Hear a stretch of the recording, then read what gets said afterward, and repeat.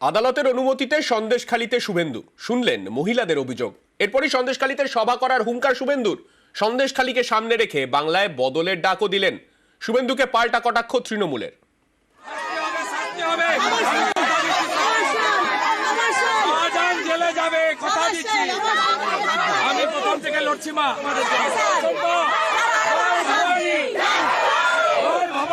আদালতের শর্ত সাপেক্ষে অনুমতি, তারপরেই মঙ্গলবার লঞ্চে করে ধামাখালি হয়ে সন্দেশখালী পৌঁছন বিরোধী দলনেতা শুভেন্দু অধিকারী। গ্রামে গ্রামে ঘুরে শোনেন মহিলাদের অভিযোগ। তারপরেই শুভেন্দুর গলায় হুঙ্কার, বললেন ফের ফিরবেন সন্দেশখালীতে, করবেন জনসভা। তৃণমূল যদি 3 তারিখে সভা করে, জেলা সভাপতির সঙ্গে কথা বলে 1 সপ্তাহ পরে ওদের মুখোশ খোলার সভা করব, মানুষই উত্তর দেবে। সন্দেশখালী সামনে রেখে গোটা বাংলায় পড়বে।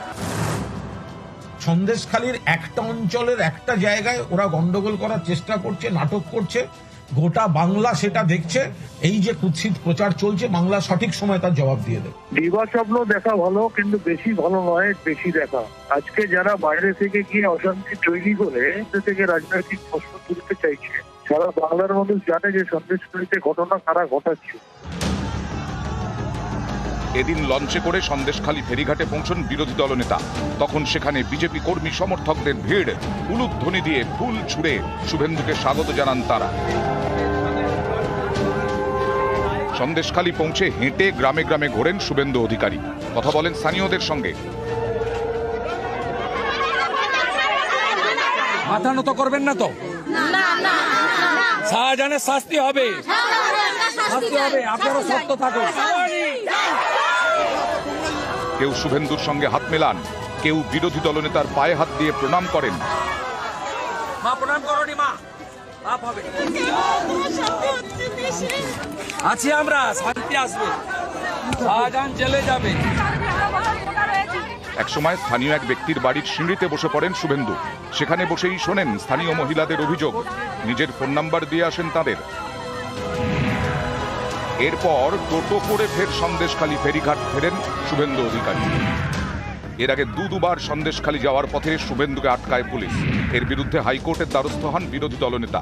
সোমবার তাকে শর্ত সাপেক্ষে সন্দেশখালী যাওয়ার অনুমতি দেয় হাইকোর্টের সিঙ্গল বেঞ্চ। এদিন কয়েকজন বিধায়ককে সঙ্গে নিয়ে শুভেন্দু রওনা হন। ধামাখালীতে এদিন ফের তাদের আটকায় পুলিশ। বলে আদালতের নির্দেশে কাগজ তাদের কাছে এসে পৌঁছয়নি। তখন পুলিশের সঙ্গে বচসা বাঁধে শুভেন্দু অধিকারীদের। সেখানেই ধর্নায় বসে পড়েন বিরোধী দলনেতা। এর মধ্যে সোমবারের নির্দেশের বিরুদ্ধে রাজ্যের মামলা ওঠে হাইকোর্টের ডিভিশন বেঞ্চে। প্রধান বিচারপতির ডিভিশন বেঞ্চও শর্ত সাপেক্ষে শুভেন্দু অধিকারীকে সন্দেশখালী ঢোকার অনুমতি দেয়। প্রধান বিচারপতির ডিভিশন বেঞ্চ জানিয়ে দেয়, নিজের নিরাপত্তা রক্ষীদের নিয়ে যেতে পারবেন শুভেন্দু অধিকারী।